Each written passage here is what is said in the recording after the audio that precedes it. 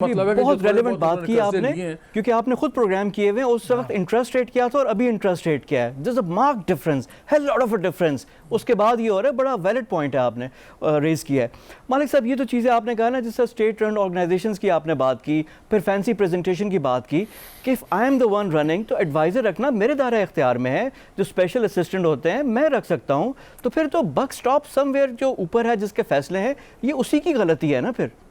ओहो, obviously the buck stops with the prime minister. लेकिन मेरा ख्याल था कि जब प्राइम मिनिस्टर आए थे, मेरा ख्याल था कि ये और कुछ नहीं होगा, टीम सिलेक्शन अच्छी कर लेंगे, अच्छे लोग ले लेंगे। लेकिन जब आपको और कोई भी ना मिले, वो आप रेवेन्यू जो आपके हैं रेवेन्यू सेक्रेटरी भी आप पुराने फाइनेंस सेक्रेटरी को ले आए, तो उसके बाद तो बातें ख़त्म हो जाती है ना। अगर आपको वही फाइनेंस मिनिस्टर पुराने चाहिए, वही आपको पुराने रेवेन्यू के चाहिए, वही आपको फाइनेंस सेक्रेटरी जो पार्ट ऑफ द प्रॉब्लम रहे हैं, ये नवाज गवर्नमेंट के ज़माने में भी ये थे, ये जरदारी साहब की गवर्नमेंट में भी थे, अब इस गवर्नमेंट में आए हैं, तो कैसे क्या फ़र्क लाएंगे? Look at the same ministers. हमेशा ये कर्जों का रोते हैं प्राइम मिनिस्टर, कर्जे बहुत तेजी से बढ़ गए हैं। सबसे ज्यादा कर्जे फवाद पीपल्स पार्टी गवर्नमेंट में बने थे, बड़े थे जिस स्पीड से। Who was the finance minister then? मैं आपसे पूछता हूँ, हफीज शेख साहब ही थे ना। सो आप नई बॉटल में, अगर वो जो कहते हैं ना कि putting old wine in new bottles, इस तरह काम नहीं चल रहा। इनको लेने, इनके कॉन्फ्लिक्ट के मारे इंटरेस्ट लोग हैं। रज़ाक दाऊद साहब, कॉन्फ्लिक्ट ऑफ इंटरेस्ट मालिक साहब, आपने इतना प्रोग्राम किया है इसमें, नदीम बाबर और ये सारा ना, तो लिस्ट गोज ऑन इसमें भी, और आपका भी बड़ा क्रेडिट इसमें है कि you were raising this point. फिर list goes on Fawad, when the list goes on, then the agony also goes on. ये और we are going in the vicious circle। फिर वही दोबारा चीज़ें, फिर हम उसी चीज़ों को लेकर बैठ जाते हैं। अब इसमें अरशद शरीफ ने भी बड़ा अच्छा प्रोग्राम किया था ब्रॉडशीट के हवाले से, जो GSA सादिक, तारिक फवाद मलिक, जो पूरा जो उन्होंने किया हुआ है। अब ये ब्रॉडशीट, इसको भी इन्वेस्टिगेट करने की ज़रूरत है। अब इसको क्या हम डस्टबिन में, ये बिल्कुल साइड पे रहेगा कि जी ठीक है, ऑपोजिशन पॉइंट स्कोरिंग के लिए आ जाएगा। You raised very valid points. अब ब्रॉडशीट का भी कोई फैसला होना चाहिए। कल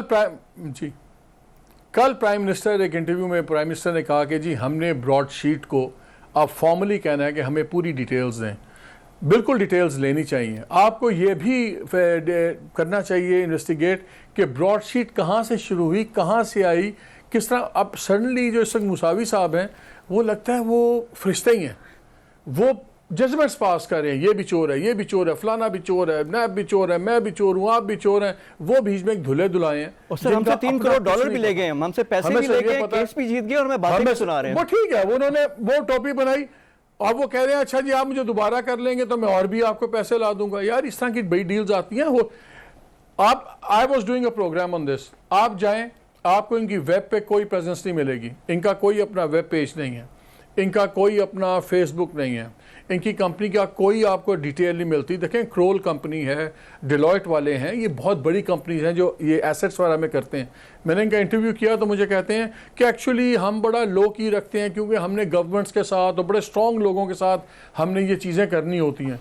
तो जो डिलॉयट वाले करते हैं वो क्या आपका मेरा करते हैं? वो भी स्ट्रॉन्ग लोगों के साथ करते हैं। क्या क्रोल वाले कोई ये थानेदारों की करते हैं? वो भी बड़े बड़े लोगों की, ड्रग पिन्स की और किंग पिन्स की और इन लोगों की करते हैं। ये सारी BS है। बात यह है जिसका ट्रैक रिकॉर्ड होता है वो ट्रैक रिकॉर्ड सामने नजर आ जाता है, और जिसका ट्रैक रिकॉर्ड कारोबार में होता है वो डिस्प्ले करता है, बिकॉज उसने अपने आप को बेचना होता है, वो सीक्रेसी में नहीं जाता। Exactly, और बड़े क्वेश्चन मार्क्स हैं। मैं तो यकीन माने, मैं यकीन हूं पहले दिन से ये स्कैम था, जिसमें ब्रॉडशीट भी मेरे ख्याल में, I think they were also part of it, और ये बाकी भी हैं, बिकॉज लॉजिक में ऐसे ऐसे स्टेप्स हुए हैं सारे ड्रामे में। अच्छा, अब किसी से बात करें, मेरी इंग्लैंड एम्बेसी से बात हुई, अपने हाई कमीशन से, मेरे उस ज़माने के कई लोगों से बात हुई, मैंने इससे भी पूछा मुसावी से, सडनली किसी को कोई नाम याद नहीं है, उसको किसी नैब वाले का नाम याद नहीं है। फॉरेन ऑफिस से बात करो तो उनको ये याद नहीं कि कौन नैब का बंदा था। हर किसी को अमनीजिया हो गया। सर इस सादगी पे कौन पैसे देने की बारी होती थी तो सारे फुर्तियों में थे जी। अच्छा, so either they were extremely stupid और एक्सट्रीमली करप्ट। तो स्टूपिड तो नहीं थे भाई। सर जब अपना मौका आता है ना, नाइव बन जाते हैं, फिर वही ना सारा वही। अच्छा, अब इसमें जो आपने हवाला दिया जो पेपर साहब थे, क्योंकि इनके साथ तो खुद फ्रॉड हुआ, और सर इसमें खबर ये भी है, जब मैं इसका सर मैं भी देख रहा था कि जो पेपर साहब हैं उनसे आउट ऑफ कोर्ट सेटलमेंट हुआ है और government of Pakistan apparently it needs to be investigated, हमने पैसे भी दिए थे उनको आउट ऑफ कोर्ट सेटलमेंट के लिए। उसके बाद जब आपने बताया 2011 में वो साइड पे ऑफ सीन हो गए, चले गए अला मियां के पास, उसके बाद ये मौसवी साहब और बाकी सारे आगे कि जी हमारा तो कोई तो नहीं है उसमें, पैसे अब किधर गए, वो भी पाकिस्तान के पैसे थे, उस पर भी इन्वेस्टिगेशन एक पूरा एक होगा। एक बड़ा इंटरेस्टिंग है जी, आप इमेजिन करें जब आप उसने ये कहा, एडगर जॉसा था जो जिसको हम जेरी कहते थे, जेरी साहब ने ये कहा कि जी ये नई कंपनी है ब्रॉडशीट कोलोराडो, तो ये सक्सेसर है उसकी ब्रॉडशीट की जो ख़त्म होगी आइल ऑफ मैन की, आप इसको पैसे दे दें। आपका जो कॉन्ट्रैक्ट हुआ हुआ है पाकिस्तान गवर्नमेंट का और ब्रॉडशीट का ओरिजिनल, उसमें लिखा हुआ है कि ब्रॉडशीट किसी को अपना ये राइट्स असाइन नहीं कर सकती जब तक पाकिस्तान गवर्नमेंट से प्रायर इन राइटिंग परमिशन ना हुई हो। इन्होंने उनसे ये नहीं पूछा कि भाई हम कंपनी बी को क्यों दें, हमने कंपनी ए को देने थे, कंपनी बी को क्यों दें, और कंपनी बी को पैसे दिए। और आपका अगर ये मैं कोई मुझे ये कहे कि वो सारे पैसे वो ले गया, मेरा दिल मानता ही नहीं, अकल नहीं मानती। उसको पैसे स्फूर्तियों से इसलिए दिए गए कि उसमें से कुछ पैसे वापस भी आए होंगे। और एक स्टोरी अब बना दी गई है कि जी असल में उस वक्त प्रेशर था एनआरओ करने का कि डका हम जनाब हम बस ख़त्म कर रहे थे।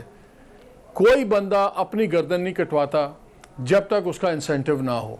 It's as simple as that. बिल्कुल इन्वेस्टिगेशन होनी चाहिए, बल्कि उस ज़माने के जितने नैब के टॉप ले थे और लॉ मिनिस्ट्री के, लॉ डिवीज़न के जो फॉरेन एनओसीज देते रहे और चीज़ें करते रहे, they should all be investigated along with कि ये ब्रॉडशीट पहले ब्रॉडशीट पिक कैसे हुई, एग्जैक्टली मालिक साहब, और दे शुड बी पनिश्ड। देखिए पहले फवाद ये हुआ क्या है, आपने मैंने एक सौदा तय कर लिया, उसके बाद मैंने जाके कंपनी बना दी। ओ भाई ब्रॉडशीट तो एक मई 2000 में वो रजिस्टर होती है आइल ऑफ मैन में, और मई और जून 2000 में आपको कॉन्ट्रैक्ट मिल जाता है। मई 2000 से पहले ब्रॉडशीट थी नहीं, और इसका ट्रैक रिकॉर्ड कोई नहीं था जेरी का और इसका अपना ये कावे जो है मुसावी का, इन दोनों का अपना प्रोफेशनल ट्रैक रिकॉर्ड नहीं था इस फील्ड में। सो जब इन दो का ट्रैक रिकॉर्ड नहीं था तो फिर कोई खांचा ही होगा ना जिसकी बेसिस में सारे इकट्ठे हुए होंगे। Exactly. बहुत से सवालात हैं। पाकिस्तान को टीका लग गया 10-12 बिलियन का, ठीक है। और सर जिस तरह देखें ना, अब यही है, और जिस तरह के केस लड़े जाते हैं और फिर पैरवी नहीं होती, और फिर जिस तरह क्लासिक एग्जांपल हुदैबिया मुझे याद आ जाता है, ओपन एंड शट केस था, उसको भी लटकाया कर करके जब ऑर्डर आया कि जी पुराना हो गया अब कुछ नहीं हो सकता, टाइम बाद, अब ये चीज़ें ना अब हमें हॉन्ट करती हैं, और यही हमारा जो हिस्ट्री का आलमी है वो भी है। अब coming back to the present, मैं आप बात करना चाहूँगा फॉरेन फंडिंग केस का बड़ा चर्चा है। What is the worst case scenario? क्या कोई ख़तरा है फॉरेन फंडिंग केस पे हुकूमत को? नहीं, देखिए वर्स्ट केस सिनेरियो तो ये है, जो इनकी इंटरप्रिटेशन ऑपोजिशन की वो ये है कि जी अगर ये प्रूव हो जाता है कि गलत है और रिस्पॉन्सिबिलिटी हो जाती है पार्टी के ऊपर, तो पार्टी जो सी है वो डिसक्वालीफाई हो सकती है। अगर पार्टी डिसक्वालीफाई होती है तो इसका मतलब है इसके सारे MNS सारे MPs डिसक्वालीफाई होते हैं, तमाम ticket holders, and the whole system goes down. उनकी इंटरप्रिटेशन और है, वो कहते हैं हमारी लिमिटेड लाइबिलिटी है। अगर हो भी गई तो जो डायरेक्शंस पार्टी कॉन्स्टिट्यूशन के मुताबिक उन दो कंपनीज को दी हुई थी इमरान खान ने as chairman of the party, तो उसके मुताबिक अगर वहाँ पे कोई वायलेशन हुई भी है तो वो वायलेशन डायरेक्टली इधर इनको नहीं करती। ये तो अब खाल की बाल उतरेगी। अगर इलेक्शन कमीशन फाइन भी करता है इनके अगेंस्ट तो वो बड़ा लंबा केस है। आई डोंट थिंक इसकी इमीडिएट थ्रेट है, टू बी वेरी ऑनेस्ट। इसका एक पॉलिटिकल बैकलैश होगा, एक पॉलिटिकल मिलेगा मटेरियल गवर्नमेंट के ख़िलाफ़ उनको अगर कुछ आती भी है, लेकिन लीगली अगर आप ये समझें कि शायद किसी कल को गवर्नमेंट गिर जाएगी या सारे डिस्क्वालीफाई हो जाएंगे, आई don't think so. I think उस दहेज तक बात नहीं जाएगी। लेकिन मालिक साहब मुझे अपने स्टूडेंट डेज याद आ गए, जो स्वॉर्ड ऑफ डेमोक्रेसी की बात होती थी कि एक पतले से बाल से धागे से लटकी होती थी स्वॉर्ड के, किसी वक्त भी गिर सकती है। तो ये भी एक तरह से एक थ्रेट, एक चीज़ हो सकती है कि कोई मामला करना हो तो इसको यूज़ किया जा सकता है। नहीं देखें, सीरियस बात तो है। अगर सीरियस बात ना होती तो 5 आप इनकी पिटिशंस हाई कोर्ट में ना, इस्लामाबाद हाई कोर्ट में ना आती चैलेंज करने के लिए। 80 से ज़्यादा हेयरिंग्स हो चुकी हुई, और कोर्ट का जो फैसला था कि इट वाज द मोस्ट, क्या कहते हैं, abuse of system of delaying the thing, उस किस्म की फैसले की लैंग्वेज ना आती, वो तो है। लेकिन एक होता है कि क्या ये डू एंड डाई वाला मैटर है, जिस तरह लीगल सेटअप है हमारा, उसमें ये अभी आई थिंक प्रेमेच्योर होगा। ये इशू एक मिल जाएगा गवर्नमेंट के ख़िलाफ़, लेकिन I don't think it will go to the point कि ये उस चीज़ पे जाएंगे। अभी काफ़ी स्टेप्स हैं इसमें। अच्छा मालिक साहब, अब थोड़ा सा पर्सनल एक मैं बात भी करना चाहूँगा, बात भी, और आपसे कुछ इन्फॉर्मेशन भी हम लेना चाहेंगे। देखें, जो पिछला जो टेन्योर था उसमें you were part of the system as well, आपको बड़ा इनसाइड सर्कल से भी आपने देखा भी ये चीज़ें भी, पंजाब में भी देखा है, और शहबाज शरीफ के साथ भी यू हैव वर्कड। अभी शहबाज शरीफ जेल में है, जो अपोजिशन की मूवमेंट और PMLN के लिए शहबाज शरीफ किस तरह रिएक्ट करेंगे, दैट इज़ वेरी इंपॉर्टेंट। तो थोड़ा सा इंसाइट हम चाहेंगे आपसे कि what Shehbaz Sharif is thinking and what he can do. मेरा ख्याल ये है कि अगर इमरान खान को ख़तरा होगा PMLN से, तो वो शहबाज शरीफ कैंप से होगा। वो इसलिए कि जो पावर्स दैट बी हैं उनको नवाज़ शरीफ, मरीम नवाज़, परवेज़ रशीद, ये जो लोग हैं इस इल्क के, ये बिल्कुल सूट नहीं करते, बिकॉज इनका बहुत एक्सट्रीमिस्ट व्यू पॉइंट है। शहबाज शरीफ का हमेशा से एक मॉडरेट व्यू पॉइंट था, और ये था कि जी हमें मिल के हमने चलना चाहिए और हमें इंस्टीट्यूशनल क्लैश में नहीं पड़ना चाहिए। अगर कल को, आज जब हम बात करते हैं, हम कहते हैं जी ऑप्शन ही कोई नहीं है किसी के पास। अगर आज फ़ौजी भाई लोग किसी के साथ चलना भी चाहेंगे, किसके साथ चलेंगे? ज़रदारी साहब की तो गेम ही छोटी है, वो सिंध की गेम में रह गए, तो मियाँ साहब के साथ तो चल नहीं सकते। तो और पार्टी है कोई नहीं, मौलाना साहब भी का भी वो वज़न नहीं है।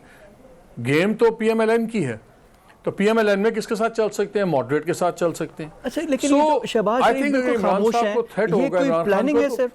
शहबाज साहब जो खामोश हैं, जेल में, कहते हैं खुद चले गए कि जो करना है मरियम करे, मैदान भी छोड़ दिया, इज इट कैलकुलेटेड मूव? नहीं, मेरा नहीं ख्याल कोई भी जेल में पाकिस्तान में खुद जाके बैठ जाता है। एडे भी ये गल है, हॉस्पिटल जाते हैं, जेल दो ही तो जगह हैं, और उसके अलावा किधर जाए वो? हॉस्पिटल में और जेल में बहुत बड़ा फ़र्क होता है। वो आप दोनों जगह जाके देखो, आपको खुद फ़र्क पता लग जाएगा।